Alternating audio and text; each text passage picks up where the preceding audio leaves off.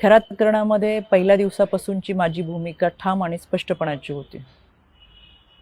खराच्या कोणत्याही आर्थिक व्यवहाराशी, जमिनीमधल्या पार्टनरशिपशी दुरान्वये माझा संबंध नव्हता.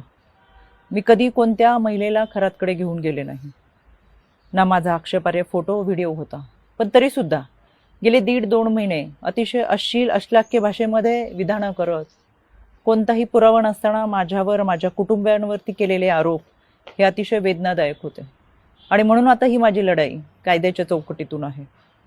इतरांप्रमाणे माझ्या कुटुंबियांनी खरातला गुरु मानलं होतं आणि म्हणून जो पाद्यपूजेचा व्हिडिओ होता तो अतिशय जुना व्हिडिओ होता. त्यावेळेस मी आयोगाचे अध्यक्षही नव्हते.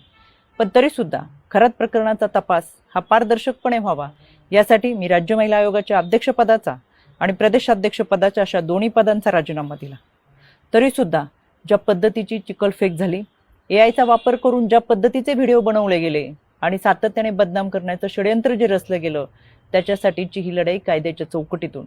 आणि म्हणून आशा मिरगे या बाईने डिबेट शोमध्ये अतिशय असभ्य भाषेमध्ये जी विधानं केली, ती विधानं ऐकून तर मला आश्चर्याचा धक्काच बसला.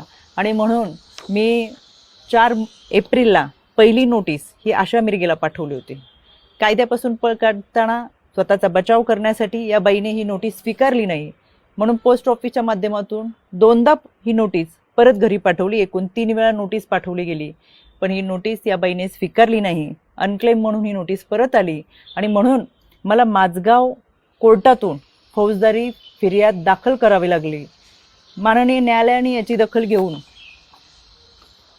आशा मिरगेला 2 जुलै 2026 रोजी सकाळी 11 वाजता कोर्टात हजर राहण्याची ऑर्डर काढलेली आहे.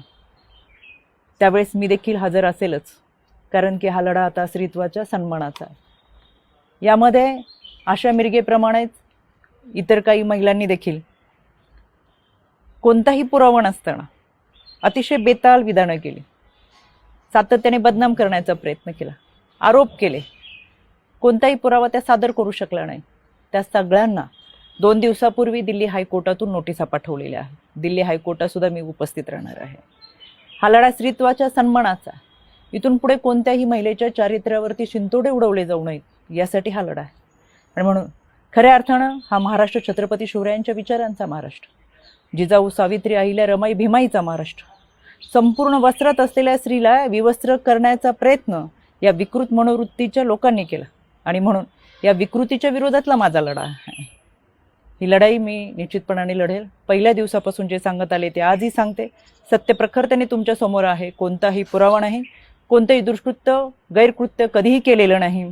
इतरांप्रमाणे आम्ही हे आध्यात्मिक गुरु खरातला मानलं होतं. याच्या पलीकडे आमची कोणतीही भूमिका नव्हती आणि म्हणून हा लढा मी कायद्याच्या चौकटीतून लढते. 2 जुलै सकाळी 11 वाजता आशा मिरगे हाजीर हो. मी स्वतः माझगाव कोर्टात असेल. मी डॉक्टर आशा मिरगे, माजी राज्य महिला आयोग सदस्य. सोशल मीडियावर फिरत असलेला आदरणीय रुपालीताईंचा एक व्हिडिओ मी पाहिला आणि मला असं वाटलं की ज्या पद्धतीनं त्या मला सॉफ्ट टार्गेट समजत आहेत तशी मी नाही आहे हे मी कळवलं पाहिजे. माझे काही प्रश्न आहेत त्यांना. त्यांचा आरोप आहे की त्यांनी पाठवलेली नोटीस मी घेतली नाही. आपल्या माध्यमातून सर्व महाराष्ट्राच्या माहितीकरता मी MBBS DGO LLB आहे. वकिलाची नोटीस रिसीव्ह न केल्याने कायद्यापासून आपला बचाव होईल असा तद्दन अनपढ गैरसमज माझा नाही. विषय क्रमांक 1. विषय क्रमांक 2, रुपालीताईंनी सदर व्हिडिओ एका कंट्रोल्ड वातावरणात स्वतःच्या घरात घेतलेला आहे. जर हाच चॅलेंज आशा मिरगे हाजीर हो असा अर्दलीसारखी आरोळी त्यांनी पत्रकार परिषदेतून जर मांडली असती तर मला खरंच आनंद झाला असता. आणि last but not the list, त्यांनी जे ते पत्र दाखवलं त्या पद्धतीचा जो कोर्टात नोटीस दाखल केली आहे ती काल कोर्टातून नोटीस निघाली आहे, अजून माझ्या घरी यायची आहे. आणि मी वकिलाची नोटीस रिसीव्ह न करण्याचं कारण मी अकोल्यासारख्या उष्णता असलेल्या ठिकाणी राहते आणि त्या मला किती ती आशा मिरगे ती बाई असं म्हणत असल्या तरी मी 65 वर्षाची म्हातारी आहे. उन्हापासून बचावासाठी मी अकोल्यात नव्हते म्हणून कोर्टाची नाही, त्यांच्या पैसे देऊन घेतलेल्या वकिलाची नोटीस माझ्याच्याने रिसीव्ह करणं झाली नाही. आणि त्यामुळे कायद्यापासून माझा बचाव होतो हा गैरसमज नाही.